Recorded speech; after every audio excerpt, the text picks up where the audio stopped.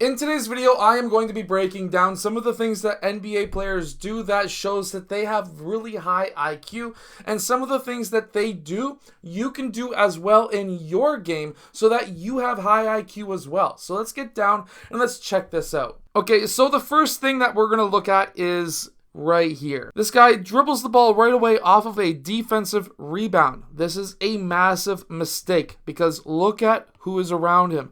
Anytime you get a defensive rebound, you're going to have multiple guys around you, and their main sole purpose is to try and get that ball back. Now, while this was low IQ, this right here was very high IQ, and there's a reason for that. He didn't go and try to steal the ball. No, all he did was just try to tip the ball forward. Now, you may be saying, okay, well, he did that because he's got a teammate who's right over here. And while that may be true, that might have been what was going through his mind, I'm going to tell you the actual real reason why this is a very high IQ play. As long as you tip that ball out of the hands of that offensive player, it's going to slow him down. Whether he gets the ball back or not, it's slowing him down, which means that it's slowing down the press, the fast break. It's slowing everything down. Because if he has to chase after it, let's say it goes over here and he has to chase after it, now it's messed up their fast break. It's messed up a lot of things. So just by tipping that ball away from him in any direction is going to be massively beneficial to you and your team. Also, he swiped up. He didn't swipe down. To a lot of referees, if you swipe down, it's an automatic foul, whether you make contact with that arm or not. It doesn't matter. If you are swiping down on that ball, to a lot of referees, they're going to call it automatically. And then right after the Celtics got that steal, what did they do? Did they dribble right away? No, they passed the ball up right away. Anytime you get a steal, unless it's at the point and you're the first one going down court, or if you get a defensive rebound, the first thing you should actually look for is outlet passes. The Celtics were then able to go the other direction, 2-on-1, and instead of just going and attacking with one player, they used both of the guys who are going down court to be able to keep that defender off balance, which then led to an alley-oop dunk. Now, let's watch the defense that happens over here because this is actually really important. Watch how he's able to get his body in front of that man, which forces him to go towards the middle of the paint or middle of the court. Now, while you may be trying to force sideline in a lot of different defenses, you just want to sometimes just cut off that ball. But now, what's he trying to do? He is now trying to force back sideline. You always want to try and force sideline if you can,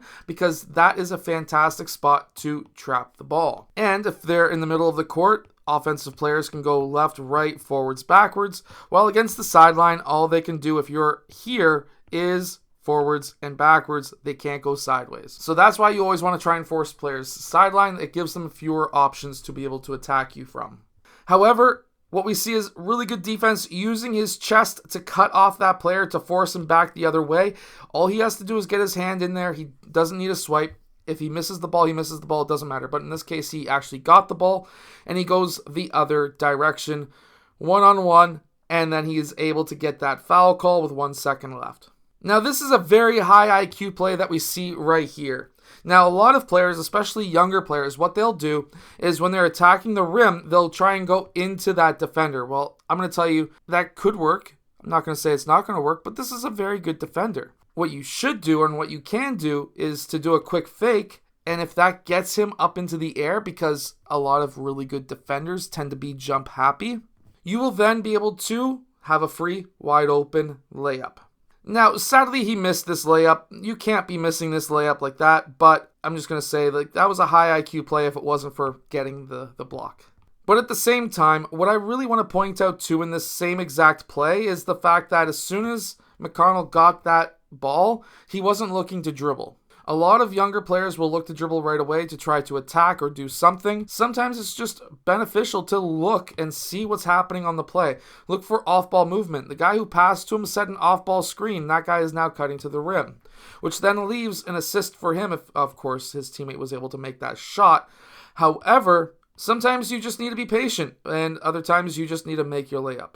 Now, what Luka Doncic does right here is really smart also. So what we see him do is he'll attack that rim. He's got the wide open lane to attack the rim from. Now, when he's attacking that rim, he's keeping his head up. He's keeping his options open because now when he gets to that rim, guess what? He's got a help defender coming out to guard him. He needs to know his options, and he's able to then pass it to his teammate behind the back of that defender, which is just fancy.